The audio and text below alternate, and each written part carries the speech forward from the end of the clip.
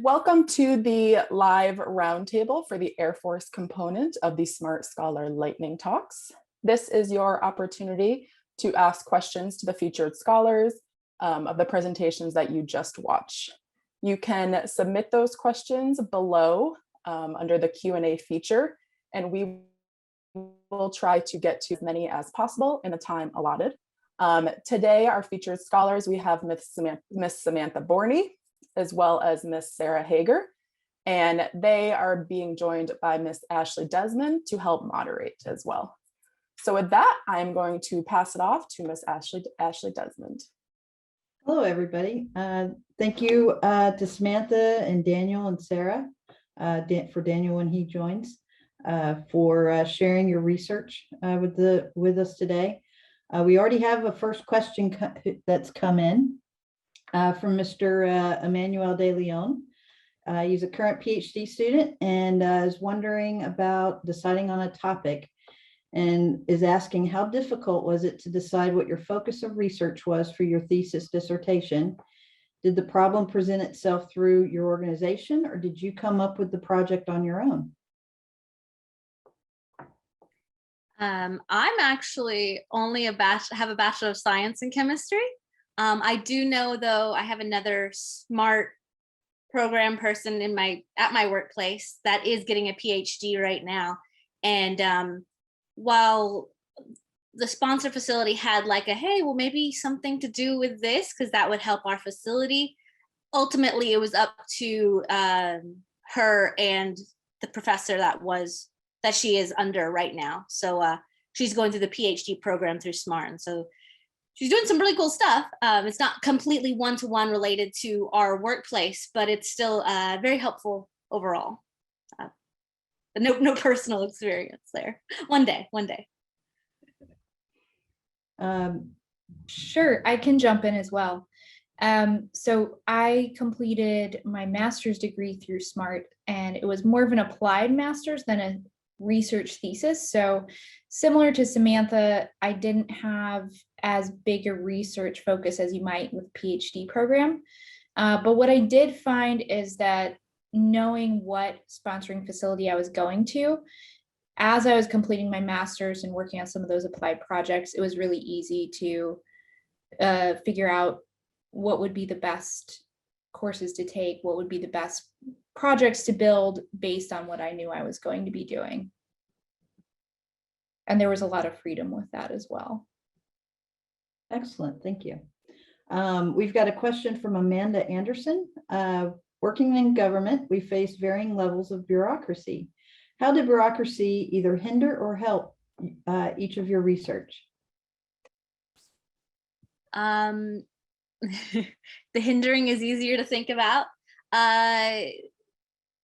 I work at there's classification levels for everything we do. So any research that I did, I had to go through levels and levels of reviewers and people poring over my thing that maybe didn't necessarily understand what I was talking about. And so would come to me with like, oh, this doesn't seem blah, blah. And I'm like, you're not even a scientist, but it's two things. It's not classified, and that's science.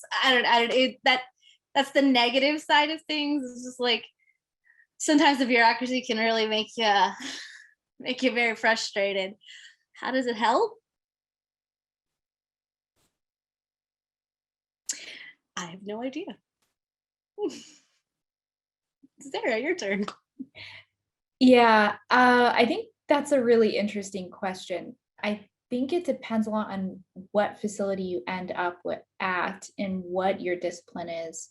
I think for me, working in software engineering, I maybe saw a little bit less of that direct bureaucracy personally. And a lot of it was focused to the more acquisitions focused people in the organization. So it really depends on what your field is and what facility you end up in, I think. Thank you. We've got a question from Christopher about where you find out where your sponsorship location will be and what your starting grade would be. And I think that's one that I can answer as a former sponsoring facility person. or coordinator. Essentially, applicants get interviewed and you will ultimately be selected, and you'll find out the location at that time. And the starting grade will depend on what degree level that you are exiting school with. So if you're coming out with your bachelor's degree, it's actually usually a GS7 that you'll start out as. A master's degree, you typically will start as a GS9, and a GS11 if you are coming out of the program as a PhD graduate. Let's see here. How does your research relate to the overall sponsoring facility mission that each of you work at? So we are a nuclear treaty monitoring facility. That's what AFTAC, or the Air Force Technical Application Center, does. And we specifically, we're particle analysis. So my talk this time presentation, I was on molybdenum, which is one of the elements I'm more familiar with. But as I showed up there are 10 elements that we're pretty good at, and there are 6 more from the lanthanide section that we're adding into our process. And so that particle analysis is just, it just gives us more data. So we use seismographs, seismology, earthquakes information. So I'm sorry, that's not my field. We use weather patterns, and so meteorologists, and then we use chemistry and particle analysis. And so all 3 of those together will give a full picture of whatever nuclear event that we're looking at, whether that is weapons testing, or if that is, a nuclear reactor, or that's the 3 biggest ones actually in my mind right now. But so yeah, what my research does specifically though with molybdenum, as I was explaining in the presentation, is that is the kind of like our baseline. How we normalize all of our data is using the molybdenum. So you kind of have to be very our Molly data needs to be very good and very precise. And so specifically, that's what I've been working on is getting good at Molly and perfecting that process, while also expanding into other elements as time permits.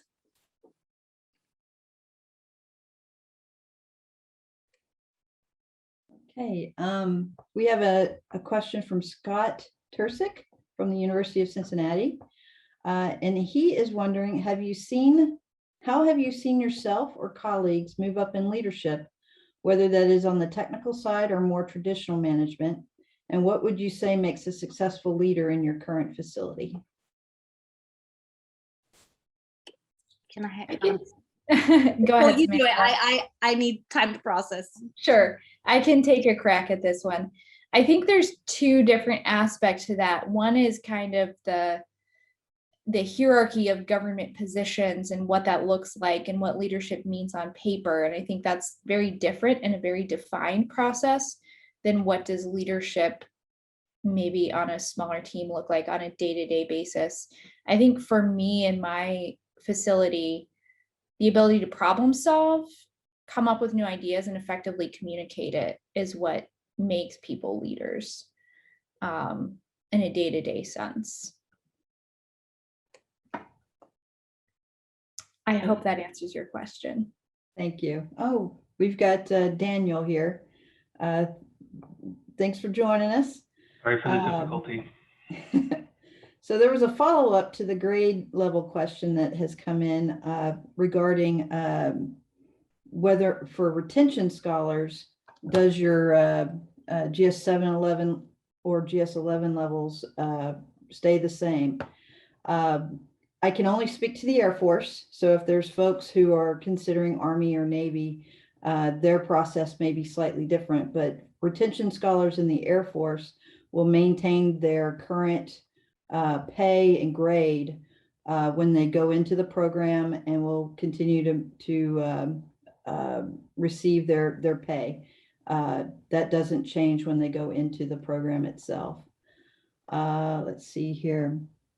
Brandon Kokenauer, he has submitted, from Sarah's last slide, indicated that you spent some time overseas for work. Can you talk more about that experience? Sure, yeah. I spent about 6 weeks as a liaison officer in LNO at the 609th Air Operations Center in Qatar.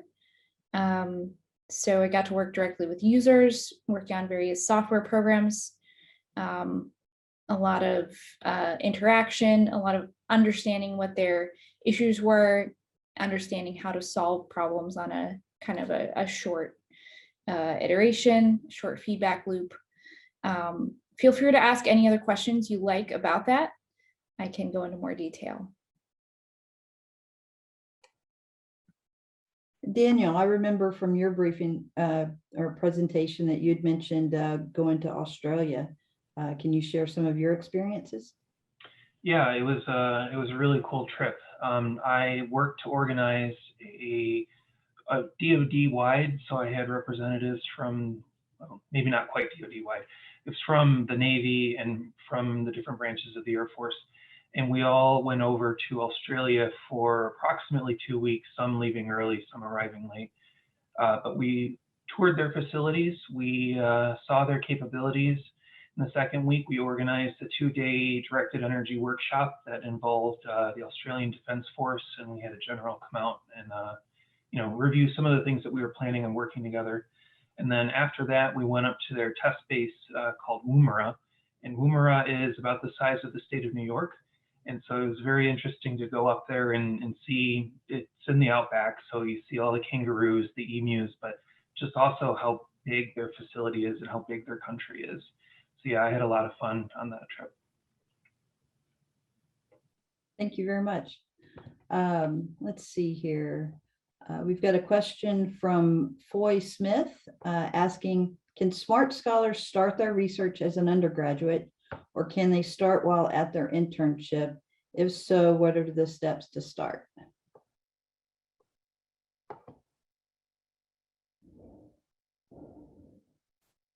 Again, with the bachelor's, I didn't actually start research. I was required to do research actually to graduate.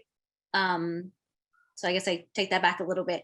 But I was able to do that research at my facility.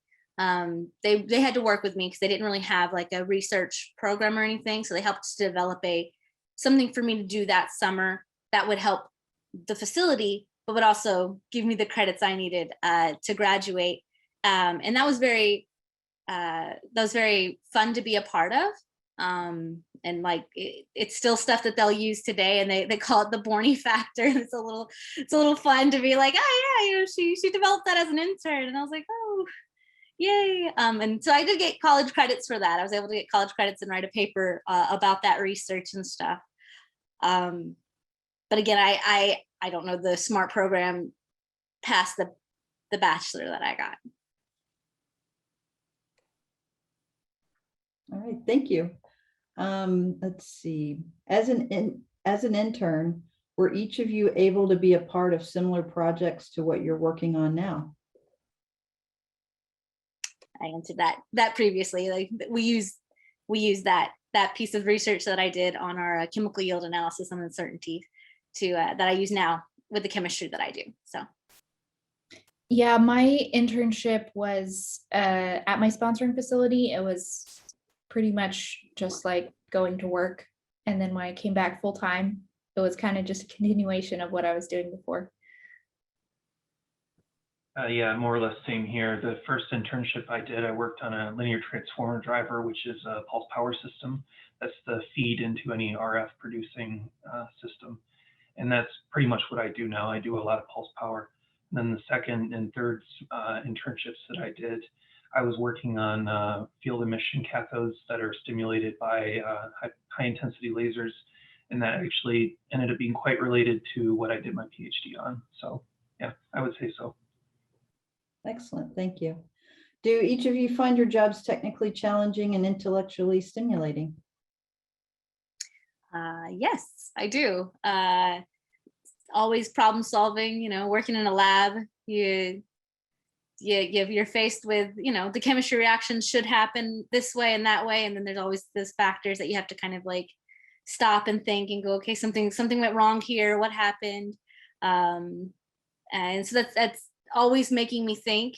There are the lulls where, you know, kind of have to clean the lab or something. Those days, maybe not as intellectually stimulating, but those are just as necessary in order to get the results we need to keep our lab clean, or to work on our inventory, which is something I'm actually in charge of, which isn't the fun part. And purchasing chemicals with the government is, talk about bureaucracy. So that's a fun one that I have to deal with. So set aside my chemistry brain and put on my in bureaucracy brain and be like, okay, I need these chemicals. So yeah. Yeah, I would +1 what Samantha said. I think, yes, I do find my job intellectually stimulating, but there's always going to be that percentage of time where you might be banging your head against a wall, waiting to get permission to do something. And it's kind of just part of the job, but fortunately I don't spend most of my time doing that. And the rest of it is technically challenging and really fun. But there is a certain amount of head banging that goes into it. Comes back to the bureaucracy. I would only add that I get around the bureaucracy problem by working on multiple projects that are not completely related. And so when I'm kind of waiting on other people to do paperwork or whatever, I then turn my attention to something else. And so I am always doing something that I find technically challenging. And yeah, there is a lot to do. I would say that you can be as challenged and stimulated as you want or don't want in the government. There's lots of opportunities to do more work and to do different kinds of work. Excellent. I would also +1 that. I think, so I've usually had 1 or 2 working groups that I'm pursuing simultaneously while working on my main project. And I think that does really kind of fill in those lulls that Samantha was talking about too. It really is what you make out of it, I think. Yeah, that's for sure. Excellent. We have a question from Jay Borney. I don't know if there's any relation to Samantha, but My dad. they're saying SMART seems like an awesome program for STEM. What is the greatest advantage that you found out about this program? Honestly, the lack of stress going through school, of everything is sponsored, is paid for. You're not trying to work 2 or 3 jobs just to make ends meet. I was able to focus on school and make school my job and succeed at my job of school. And then having that secure job afterwards. Like I said, like a lot of the people who graduated with me, I watched them bang their heads against walls trying to get hired with the same degree I had, where I already had a job lined up waiting for me. That is one of, like, honestly, like the biggest benefits, because then I was able to focus and have been able to focus even at my facility. I'm not worried about, you know, school debt. I'm just worried about like the job and making ends meet, living in a new town. But that was a great relief off of me and my family.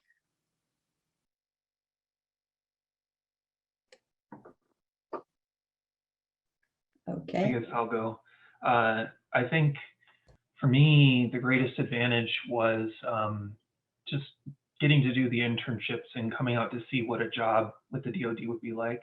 Like I said, I don't think that I would have come to work for the DoD otherwise, just because I didn't know what they didn't know how it worked, didn't know what I would be doing. But coming out to see it really made me feel like this was the job for me, and it's something that I'm very happy to have.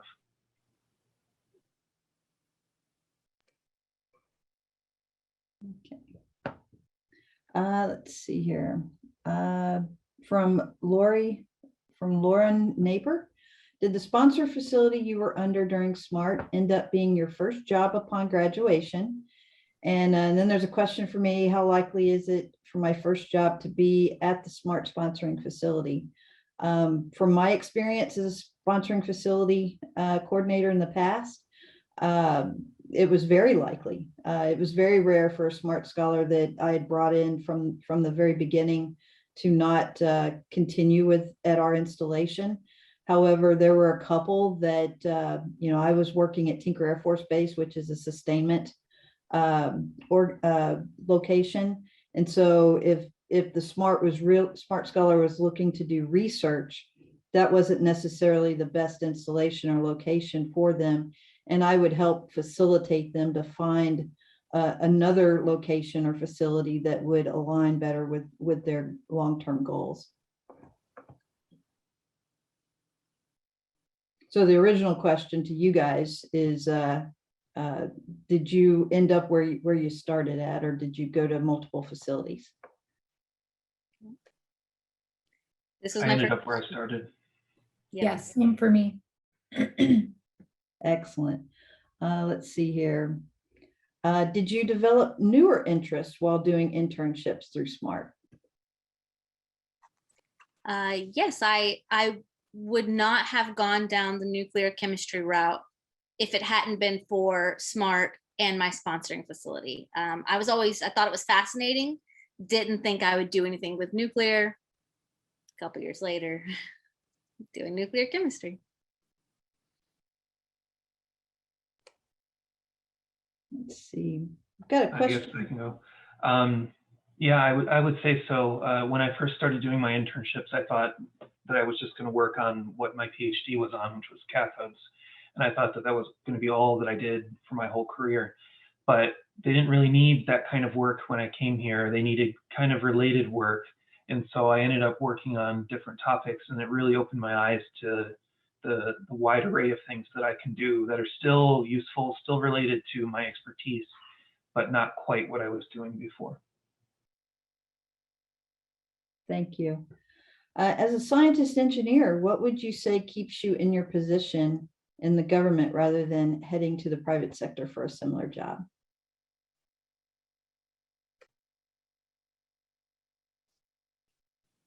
Sure, I can go first.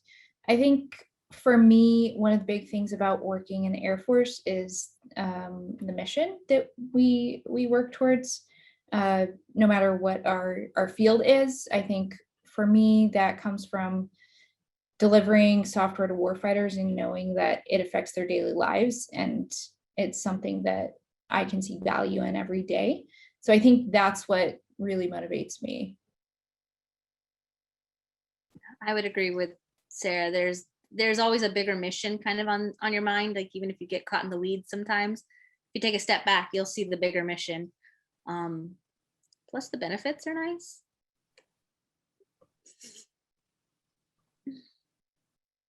Okay. Did any of you network up front with sponsoring agencies to help connect you with potential sponsoring organizations or POCs prior to applying to the SMART program? I did not. I did do my research up front, but I think either way it can turn out great. So I had spoken with a few people before, and that kind of influenced my ranking of sponsoring facilities.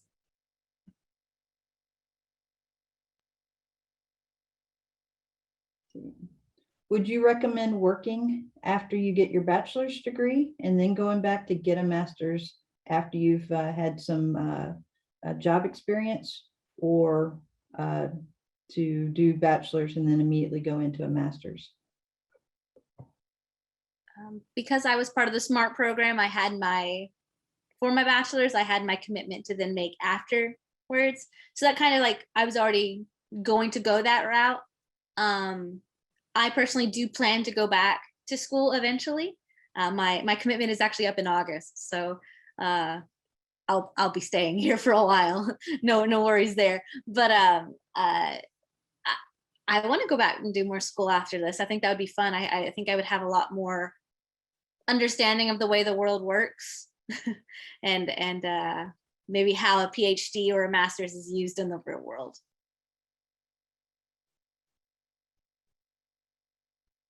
Okay, thank you. How is remote work at your sponsoring facilities? Are you able to work remotely, or is everyone back in the offices or back in the labs? It's hard to be a chemist and work remotely. I think when they first told me this, I said, so am I supposed to go like grab the chemicals under my sink and pour them? Like, what do you want me to do? It kind of has felt like being back at school because we did a lot of professional development. We read papers, we educated ourselves even more on our processes. It was a little bit frustrating to not be able to do what I was hired to do. We're back at 75% capacity at this point. So there are teleworking days. For example, I'm teleworking today. This is considered being at the job, thankfully. But thankfully we're about once a week where you're probably teleworking versus 6 months at a time. My experience was a little unique, especially during the last year and a half. My particular project was considered mission essential. And so I was on base every day during the pandemic up until about the end of the fiscal year last year, so the end of September. And then I spent the next 6 months or so teleworking most days because we were kind of in between funding and there were papers to write and so on. But recently I've been instructed that I have to come back. So I'm back in the office every day. I think for my facility, we did do a lot of telework actually. For software, that's relatively doable. It also depends on what classification level you're working at. Sometimes that's not possible. So I think it was a mix for everybody. Thank you. Did you guys have a specific mentor within your sponsoring facility to help you with your research or projects you were taking on during the internships or even after you graduated? And how have they, if so, how have they helped you grow in your role? I actually had, during my internship, I'm in the same squadron, but I was in a different flight for the Air Force people.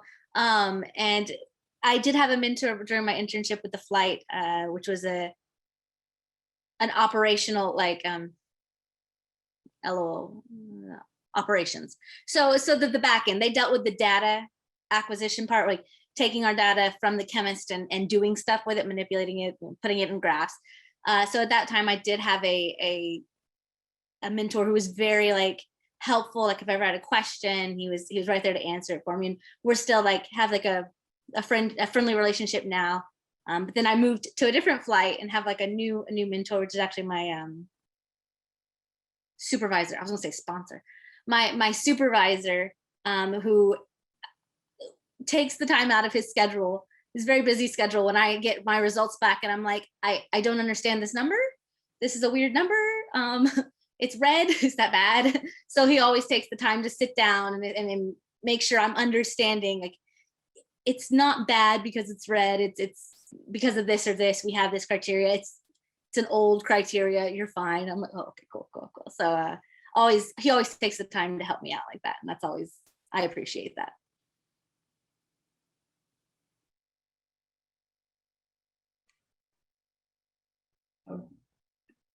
Great. Well, we have reached our time limit here. I believe we got to most of the questions.